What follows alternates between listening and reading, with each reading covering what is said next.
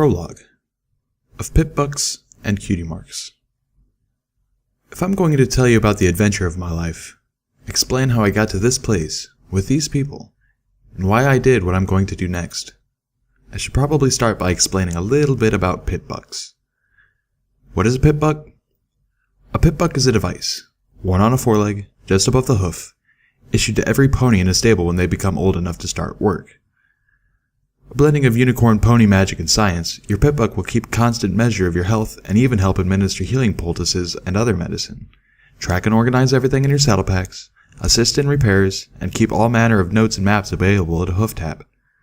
Plus, it allows you to listen to the stable broadcast whenever you would like, as it can tune into and decrypt just about any radio frequency. And that's not all. A pony's Pip-Buck generates an EFS, or Eyes Forward Sparkle, that will indicate direction and help gauge whether the ponies or creatures around you are hostile. And perhaps most importantly, a Pip-Buck can magically aid you in a fight for brief periods of time through the use of SATs, the Stable Tech Arcane Targeting spell. Oh, and a feature not to be forgotten, it can keep track of the location of tagged objects or people, including the wearers of other Pip-Bucks. So if a pony somehow got lost, don't ask me how you could get lost in a stable, but it does happen on occasion, then any pony who knew the lost pony's tag could find them instantly. It can even be made to glow like a lamp. So yes, Pip-Bucks really are a testament to unicorn pony arcane science. And yes, having a Pip-Buck is a big advantage. So with how wonderful and miraculous all that just sounded, it's hard to impress upon ponies who never lived in a stable just how ordinary, how pedestrian a Pip-Buck was in the eyes of the ponies living in stable 2. And why I was disappointed to have one as my cutie mark. Every pony in stable 2 had a Pip-Buck. All that stuff I mentioned, most ponies don't even use half of that. They just used it to tune into the stable broadcast, listen to the sweet, sweet voice of Velvet Remedy in the evenings, or the latest school singing competitions during the day. The stable had 2 soccer leagues, one which allowed SATs, and one which prohibited it. Otherwise, most ponies paid their Pip-Bucks almost no attention at all.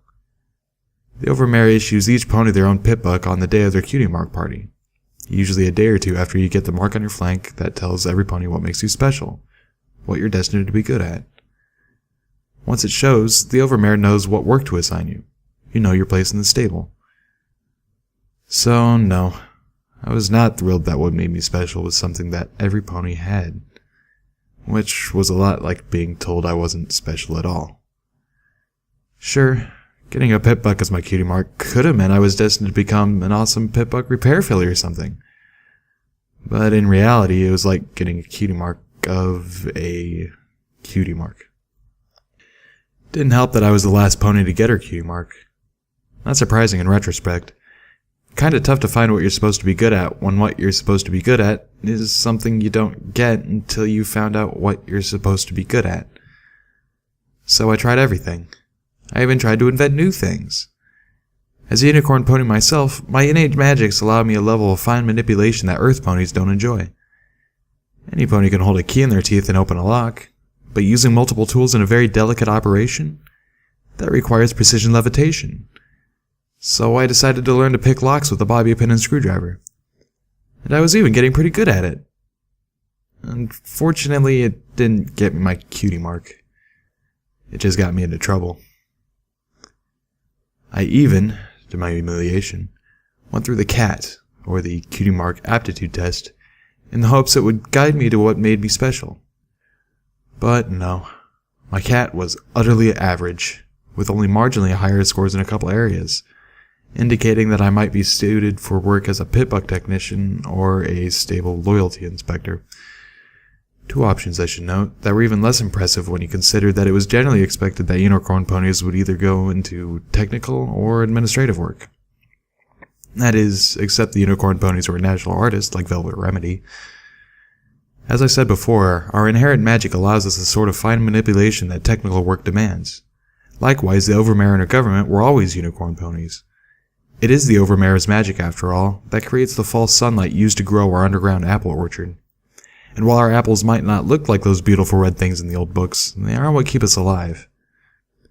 It was only because they let me try my hose at both positions that I gained access to a Pip-Buck before receiving my own, Otherwise I might never have gotten my cutie mark. Oh, my name is Little Pip. Go figure. I was given the name because I was the youngest and the smallest, and even my mother had the good sense not to call me Pipsqueak. Not that I don't love her, but when a filly's cutie mark is a glass of hard apple cider. Anyway, funny how names like that turn out sometimes. Pleased to meet you. Here is my story.